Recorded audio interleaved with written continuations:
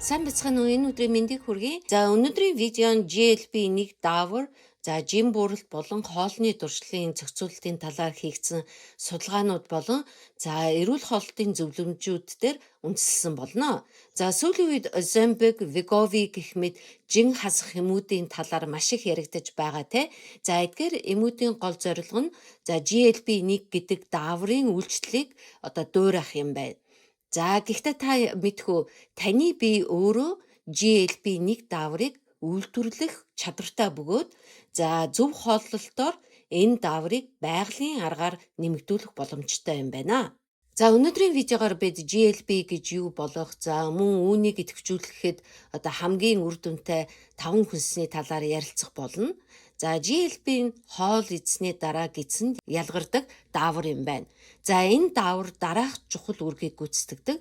Нэгдүгээр цусан дахь сахарын хэмжээг дотуржуулна. Хоёрдугаар нойр булчирхайг инсулин ялгаруулахад туслана. Гуравдугаар ходоодны хоосролтыг удаашруулж илүү удаан цатгалан байлгадаг байна. Мөн хамгийн сонирхолтой нь хоолны дуршил болон байнга юм идэх хүслийг бууруулдаг байна. Тиймээс GLP-1 өндөр байх тусам бага идэж цатгалан мэдрэмжээ удаан хадгалж чаддаг байна. Тэгвэл нэг асуулт гарч ирнэ те. Энэ чухал дааврыг бид хэрхэн байгалийн аргаар нэмэгдүүлэх вэ? Судалгаагаар зарим хүнс GLP-1-ийн ялгаралтыг идэвхжүүлдэг болох нь тогтоогдсон бөгөөд эхнийх нь өндөг юм байна. Өндөг нь өндөр чанарын уураг агуулдаг бөгөөд GLP-1 ялгаралтыг идэвхжүүлдэг байна.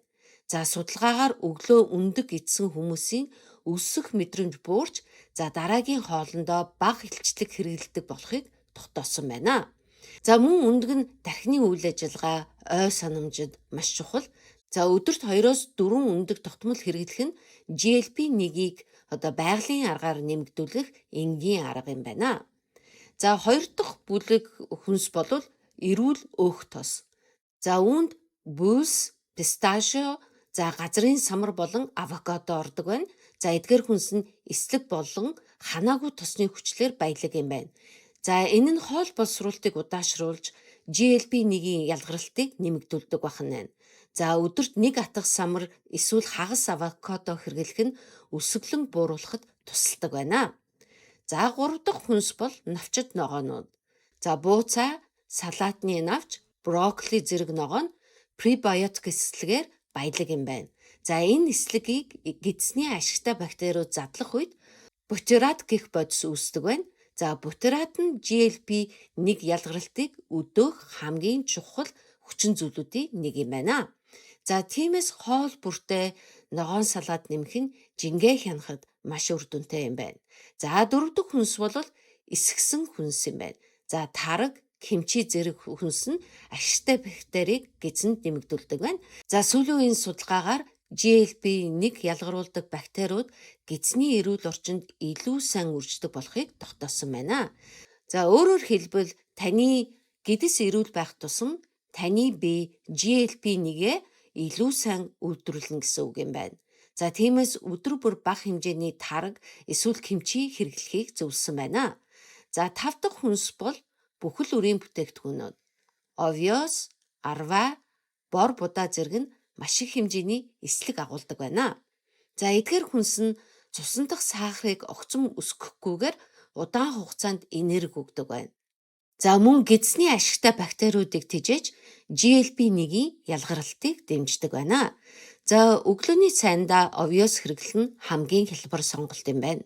Ингээд дүгнээд хэлэхэд GLP-1 бол өсөглөн бууруулж, цусан дахь сахарыг тогтворжуулж, жингээ хянахад тусалдаг хүчирхэг даавар юм байна. Үүнийг нэмэгдүүлэхийн тулд 1-р өндөг, 2-р самар эсвэл авокадо, 3-р навчит ногоо, 4-р эсгсэн хүнс, 5-р бүхэл үрийн бүтээгдэхүүн гэсэн 5 хүнсийг өдөр тутмын хооллонтоо оруулаарай. Хэрвээ танд энэ видео таалагдсан бол лайк дарж subscribe хийгээрэй. Дараагийн контентуудаа алдалгүй үзээрэй. Анхаарал тавьсанд баярлалаа. Дараагийн видеогоор уулзцгаая. Баярлалаа, баяртай.